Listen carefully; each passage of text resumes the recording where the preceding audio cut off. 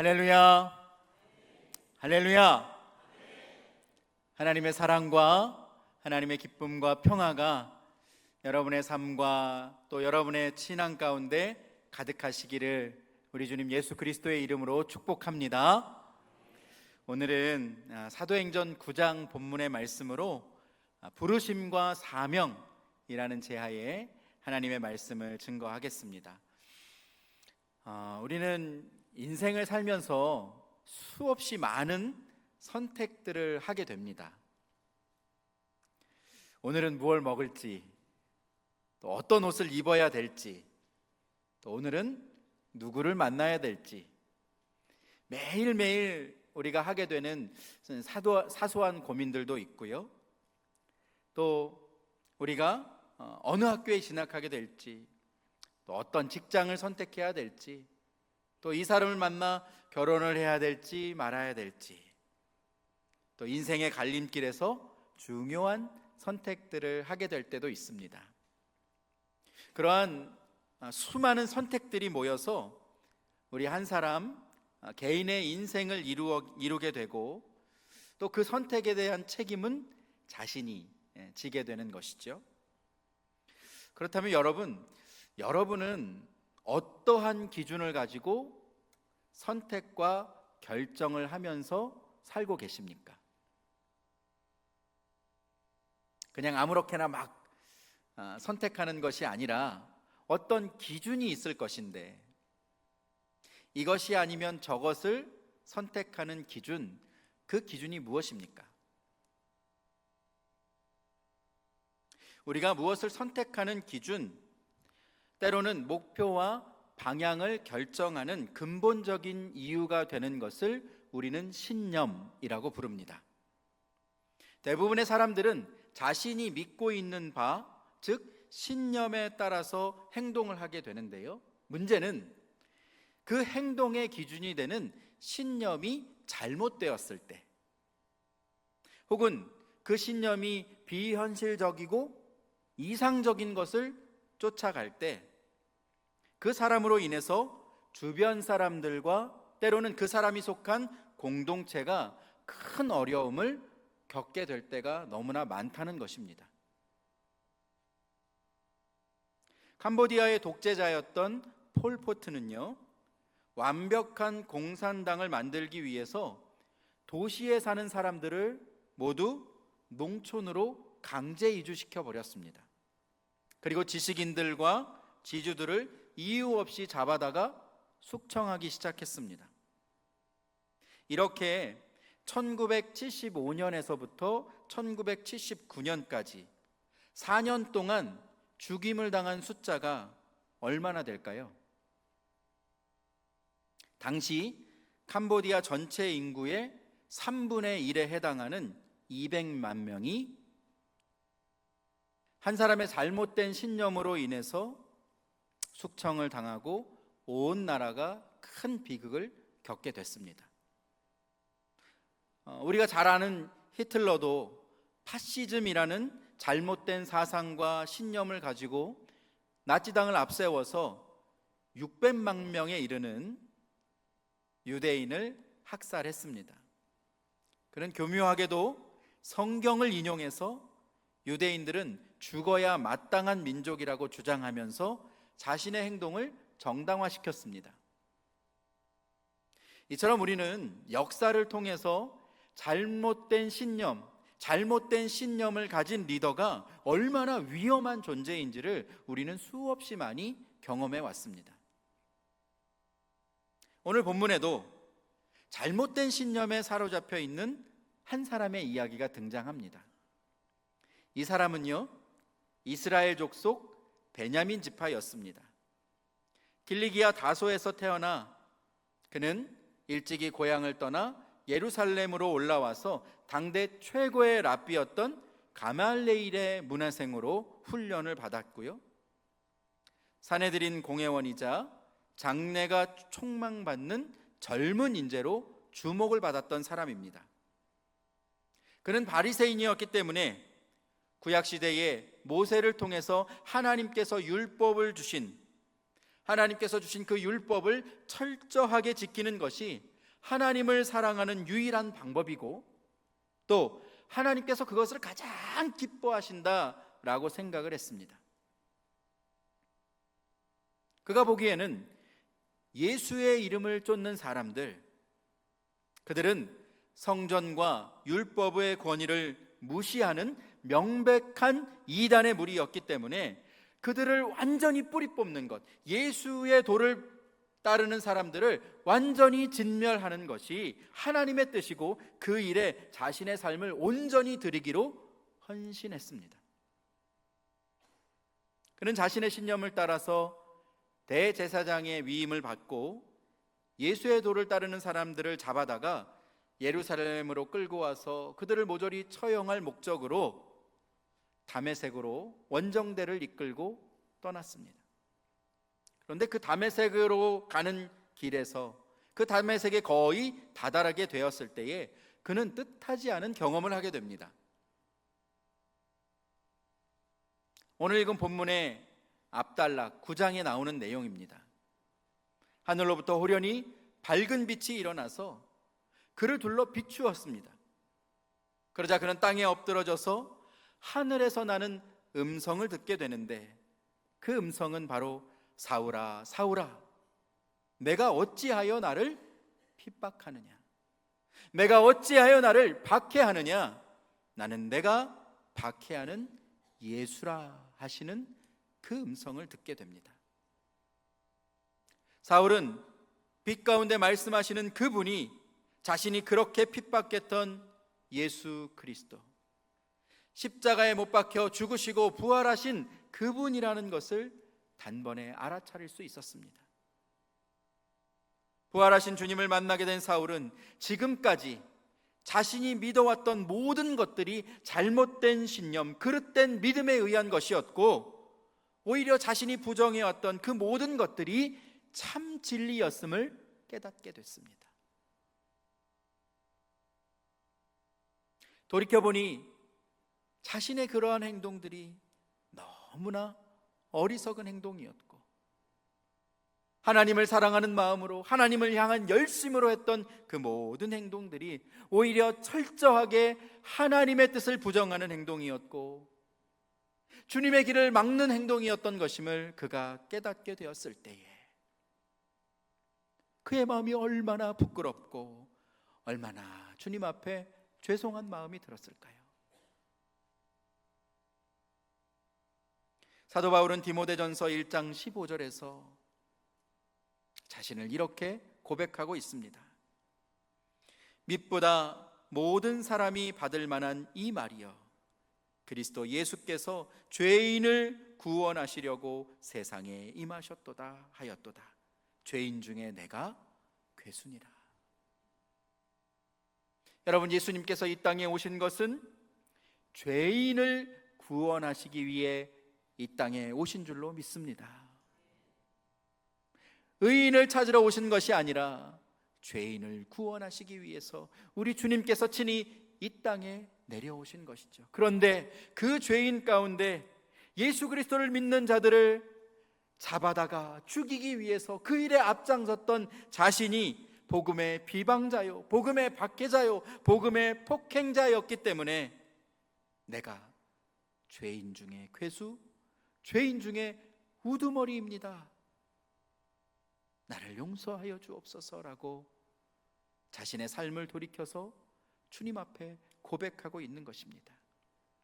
사랑하는 여러분, 우리는 어떻습니까? 사도 바울은 자신을 내가 죄인 중에 괴수입니다, 이 모든 죄인들 가운데 내가 우두머리입니다 라고 고백하였는데, 여러분은 어떠십니까? 우리는 사울보다 좀 나은 사람들입니까? 사울만큼 죄를 짓지는 않았기 때문에 우리는 그보다 좀 괜찮은 사람들입니까?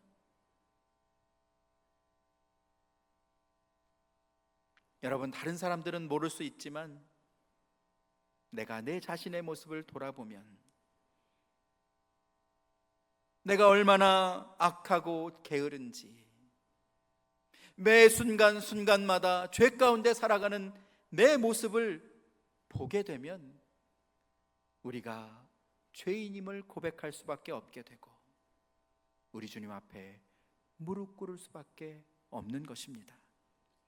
그런 우리를 구원해 주시기 위해서 우리 주님께서 육신을 입으시고 이 땅 가운데 오신 줄로 믿습니다. 십자가의 죽으심과 부활의 능력으로 우리가 구원받았음을, 우리가 구원받기 위해 한 것은 아무것도 없고 아무런 자격도 없고 아무런 공로가 없음을 우리 하나님 앞에서 믿음으로 고백하는 여러분 되시기를 예수님의 이름으로 축복합니다. 주님의 은혜로 구원받았음을, 예수 그리스도의 십자가의 보혈의 능력으로 내가 구원받게 되었음을 믿음으로 담대하게 고백하며 살아가시는 여러분 되시기를 주님의 이름으로 축복합니다. 그러면 죄와 사망의 권세에서 건짐을 받고 구원받게 된 우리가 하나님께서 우리를 구원해 주신 그 목적, 하나님께서 우리를 불러주신 그 부름의 완성이 끝나게 된 것일까요? 우리가 하나님의 자녀가 되어서 구원받은 것으로 예수님께서 이 땅에 오신 목적이 완성된 것일까요?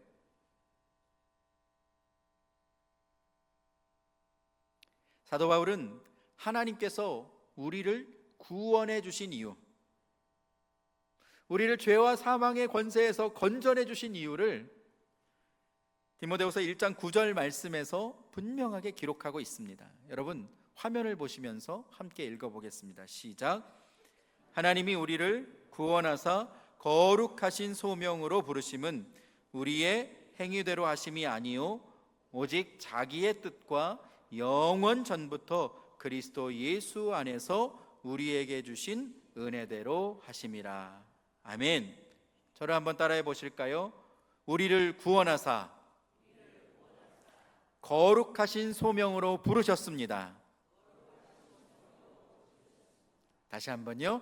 우리를 구원하사 거룩하신 소명으로 부르셨습니다.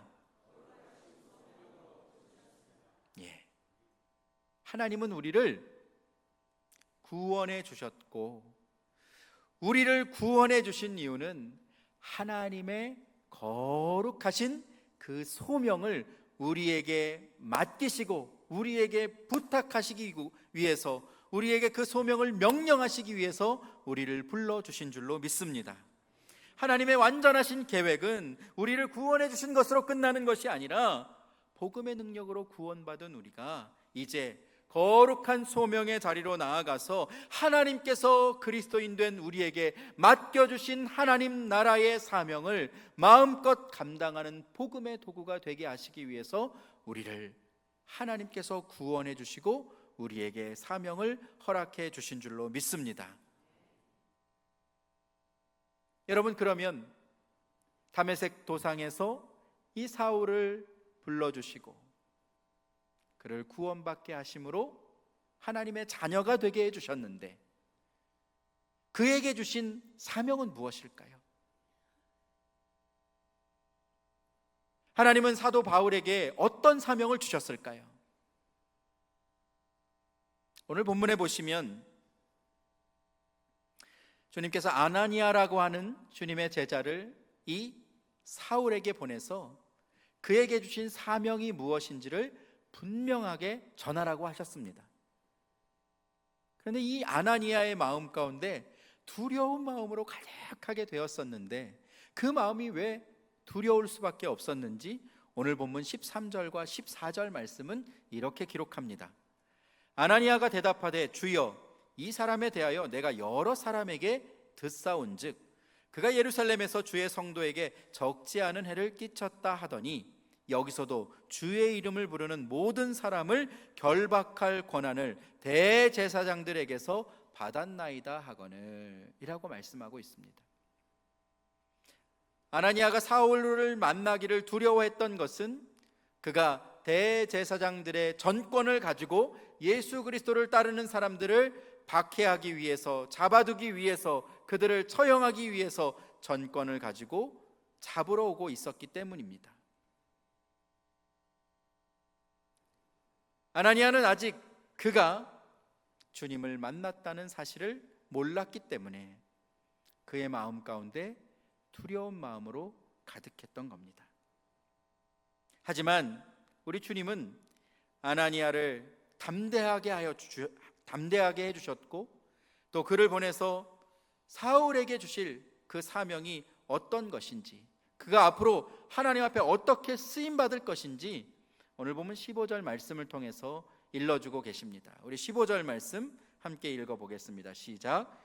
주께서 이르시되 가라, 이 사람은 내 이름을 이방인과 임금들과 이스라엘 자손들에게 전하기 위하여 택한 나의 그릇이라. 아멘. 이 사람은 이방인들과 이스라엘 자손에게 내 이름을 전하기 위하여, 나를 핍박하는 사람이 아니라 이제 내 이름을 증거하기 위하여 내가 택한 나의 무엇이라고요? 그릇이라. 하나님께서 이 사울에게 예수 그리스도의 십자가의 복음으로 인해서 구원받게 해주셨고, 이제 그에게 택한 나의 그릇이라는 하나님의 사명을 전하게 해주셨던 겁니다. 오늘 본문에서 그릇이라고 번역된 단어는 헬라어 스큐오스입니다. 이 스큐오스는 접시나 이 병을 뜻하는 단어인데요, 접시나 병은 용도가 있는 물건입니다. 그렇죠? 그 자체로는 아무 역할을 할 수 없지만 이 접시에 음식이 담기고 또 병에 물이 담겨질 때에 그 그릇과 병은 용도에 맞게 쓰임을 받게 되는 것입니다. 사울은 주님의 택한 그릇, 주님의 스큐오스로 부름을 받았습니다. 사울이라는 그 그릇에 행위와 율법이 아니라 예수 그리스도의 십자가와 복음이 담겨질 때에 그는 부르심에 합당한 그릇이요 복음을 전하는 하나님의 도구가 될 수 있는 것입니다. 여러분, 하나님은 어떤 그릇을 사용하실까요? 번쩍번쩍 빛나는 금그릇이나 은그릇을 사용하실까요? 아니면 나무 그릇이나 질그릇을 하나님은 즐겨 써주실까요? 어떤 그릇을 하나님은 기쁘게 사용하실까요? 그리고 여러분은 어떤 그릇이 되기를 원하십니까? 내 자신의 삶을 돌아보면 살짝만 건드려도 깨지고 터지는 질그릇 같은 연약함이 너무나도 많이 느껴지는데, 다른 사람들을 보면 보석이가 박힌 금그릇 같고 그 삶이 또 마냥 부러워 보이지는 않으십니까? 나에게는 1달란트를 주셨는데 다른 사람에게는 2달란트를 주시고 5달란트를 주시고, 아니 저 사람에게는 왜 10달란트를 주셨지? 라고 하는 그런 생각이 들지는 않으십니까? 우리가 지난주에 부르심의 비밀이라는 제하에 하나님의 말씀을 들은 것과 같이 1달란트를 받은 것이, 2달란트를 받은 것이, 5달란트를 받은 것이 중요한 것이 아니라, 내가 금그릇이라서 자랑할 것이 없고 질그릇이라서 위축될 필요가 없다는 것입니다. 왜냐하면 그 그릇에 능력이 있는 것이 아니기 때문입니다. 고린도후서 4장 7절 말씀은 이렇게 우리에게 말씀해주고 계시는데요, 함께 읽어보실까요? 시작. 우리가 이 보배를 질그릇에 가졌으니 이는 심히 큰 능력은 하나님께 있고 우리에게 있지 아니함을 알게 하려 함이라. 아멘. 여러분, 이 보배를 어디에 가졌습니까? 질그릇에 가졌으니. 어떤 그릇에 담겨 있느냐가 아니라 그 그릇에 무엇이 담겨져 있느냐가 중요한 것입니다. 금그릇이라도 더러운 것이 담겨 있으면 그 그릇은 사용할 수 없습니다. 그러나 질그릇이라도 보배가 담겨져 있으면 그것은 마음껏 쓰시는, 기쁘게 사용하시는 주인의 쓰임에 합당한 그릇이 되는 줄로 믿습니다. 무엇을 담았느냐? 그 그릇에 잘못된 신념, 헛된 믿음을 가지고 있는 것이 아니라 진정 보배를 담고 있는지가 중요한 것입니다. 자, 그러면 이제 우리가 보배를 담아야 하는 것은 알겠는데, 우리가 이 보배를 담기 위해서 해야 할 일은 무엇일까요?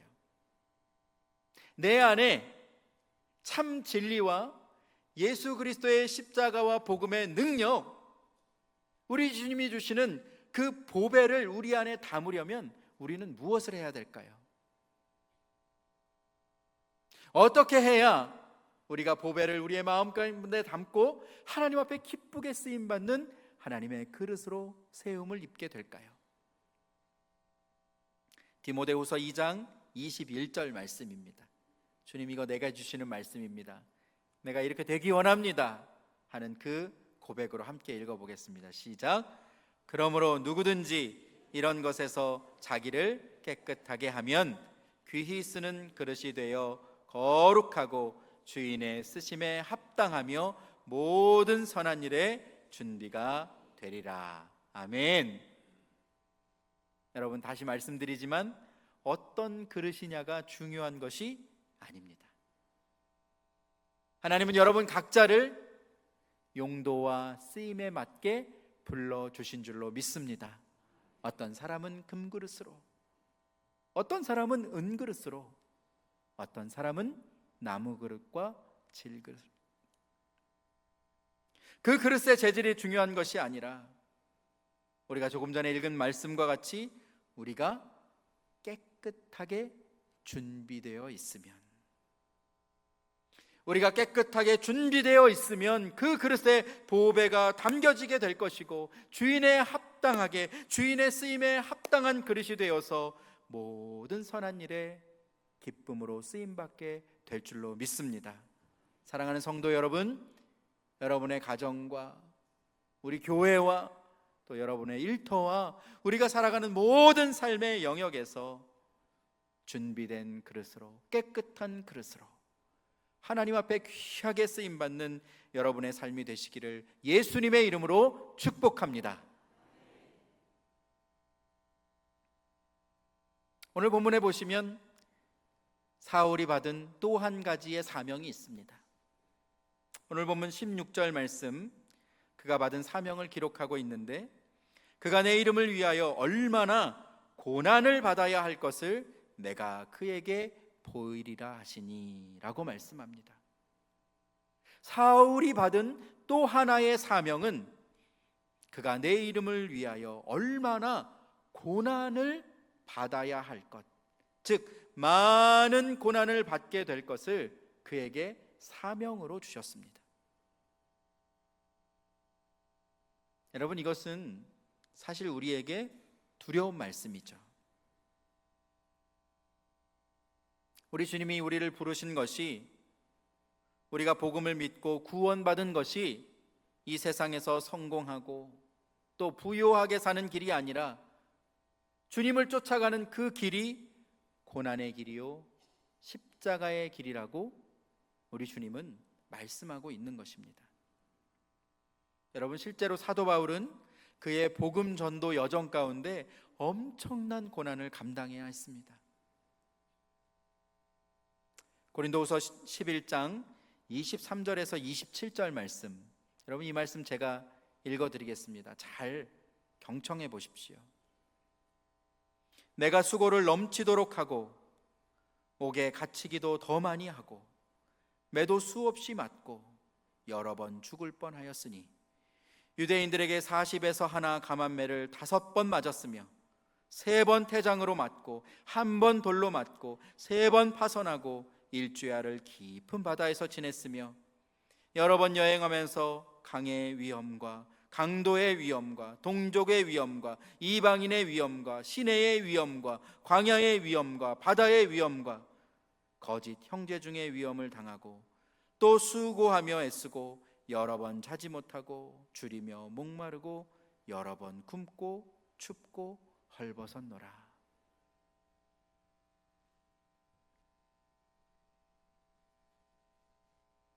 사도 바울이 하나님의 자녀로 부르심을 받고 하나님께서 그에게 주신 사명의 길로 나아갈 때에 그가 받은 것들이 이렇게 엄청난 고난을 감당해야 하는 것들이었습니다. 그러나 사도 바울은 자신이 받는 그 고난 가운데 하나님을 원망하거나 불평하지 않고 오히려 그 길로 하나님께서 나를 보내셨음을, 그것이 하나님께서 내게 주신 사명임을 믿음으로 고백하면서 그 사명의 길을 묵묵하게 끝까지 걸어갈 수 있었습니다. 그 고난이 하나님께서 나와 함께 하고 계시는 증거였고, 그는 고난으로 인해서 더욱더 주님을 붙들고 간절히 기도하고 하나님의 인도하심을 구하며 성령의 능력을 따라 하나님 앞에 쓰임받을 수 있었습니다. 사랑하는 성도 여러분, 우리도 하나님께서 하나님의 자녀로 우리를 불러주신 줄로 믿습니다. 예수님을 따르는 길은 영광만 취하고 고난은 버리는 길이 아닙니다. 때로는 우리가 그 십자가의 길을 따라갈 때에 우리가 감당해야 되는 고난의 길이 있고 섬김의 길이 있고 묵묵히 참고 인내해야 되는 기도의 자리가 우리 앞에 놓여 있는 것입니다. 우리가 주님의 택한 그릇으로 부름을 받았다면 복음을 위해 수고하고 때로는 그 고난도 달게 받는 그 사명을 하나님께서 우리에게 주셨음을 여러분 기억하시기를 축복합니다. 사실 어떤 사람이 고난과 연단을 좋아할 사람이 있겠습니까? 우리도 믿음의 길을 걸어가면서 때로는 포기하고 싶고 때로는 세상과 타협하고 싶고 조금 더 쉬운 길로 걸어가고 싶은 것이 우리의 마음 아니겠습니까? 그러나 우리 하나님께서 우리가 그렇게 연약한 것을 너무나도 잘 아시기에 우리를 도와주시기 위해서, 우리를 격려해 주시기 위해서, 우리를 붙들어 주시기 위해서, 우리와 함께 해 주시기 위해서 우리에게 보내주신 분이 계십니다. 여러분, 그분이 누구십니까? 바로 보혜사 성령님이십니다. 그분이 우리와 함께 하시는 줄로 믿습니다. 우리의 연약함을 도와주시고 우리가 하나님의 말씀을 기억하게 하시고 그 말씀을 따라 행하게 하시고 그 말씀의 능력으로 승리하게 하시고 연관과 고난도 능히 넘어설 수 있는 그러한 힘과 능력을 주시는 분이 바로 성령 하나님이신 줄로 믿습니다. 사랑하는 성도 여러분, 하나님 부르심 앞에 순종하시고 주신 그 사명 앞에 성령님을 단단하게 붙들고 한 걸음 한 걸음 그 사명의 길을 완주하시는 여러분들 되시기를 예수님의 이름으로 축복합니다. 개인적인 말씀을 드려서 죄송합니다만 저는 어릴 적에 작은아버님 가정에 살면서 학창시절을 보냈습니다. 저의 작은아버님은 저를 정말 사랑해 주시는 분이었고요, 저를 참 많이 아껴주시는 분이었습니다. 그런데 술을 드시기만 하면 인사불성이 되어서 다른 사람을 위협하고 또 폭력적으로 변할 때가 종종 있었습니다.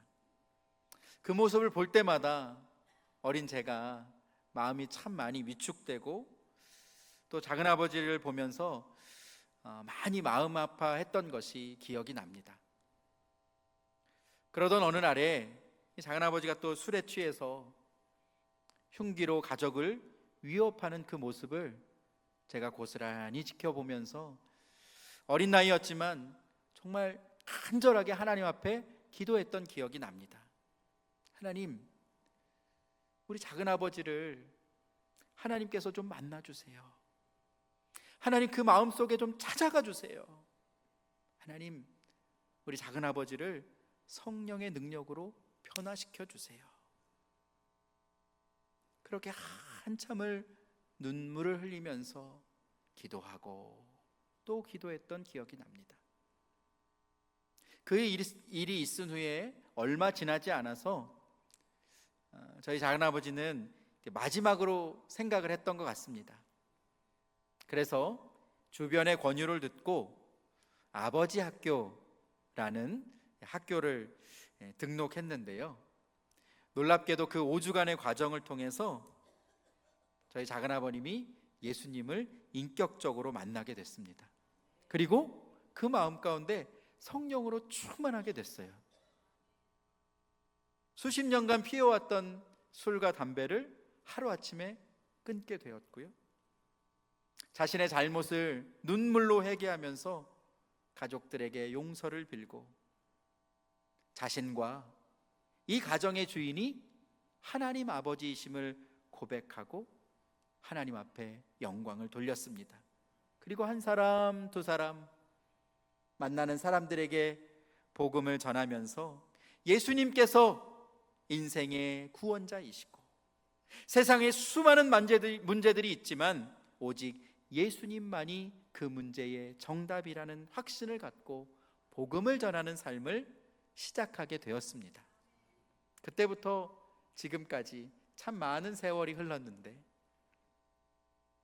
저희 작은아버님이 열심히 신앙생활 하시면서 이제는 교회를 섬기는 장로님이 되셨고요, 또 아버지 학교를 30년이 넘게 섬기면서 무너진 가정을 회복시키는 간증자로 국내와 또 해외를 다니면서 가정을 세우는 일에 하나님 앞에 귀하게 쓰임받고 있습니다. 사랑하는 여러분, 사울은 잘못된 신념을 가지고 예수님을 믿는 사람들을 박해하는 사람이었습니다. 그러나 그가 인생의 주인이 되시는 우리 주님을 만났을 때 그는 더 이상 잘못된 신념을 쫓아 사는 사람이 아니라 예수 그리스도를 담는 복음의 그릇이 되어서 하나님이 주신 사명을 넉넉히 감당할 수 있는 하나님의 도구로 살아갈 수 있게 되었습니다. 하나님은 오늘 우리를 이 시대에 하나님의 그릇으로 불러주신 줄로 믿습니다. 여러분, 이렇게 고백해 보실까요? 하나님, 나는 하나님의 택한 그릇입니다. 하나님, 나는 하나님의 택한 그릇입니다. 예, 여러분, 하나님께서 여러분 한 분 한 분을 하나님의 그릇으로 택해 주셨음을 믿음으로 고백하며 살아가시기를 예수님의 이름으로 축복합니다. 때로는 하나님께서 주신 그 사명을 우리가 감당하기에 너무나도 연약함을 느끼고 부족함을 느낄 때가 있을 것입니다. 그럴 때에 내 생각과 내 방법으로, 내 의지로 그 사명을 감당하는 것이 아니라 우리가 무릎 꿇고 누구의 일하심을 기대해야 합니까? 성령님의 일하심을 기대할 수 있어야 합니다.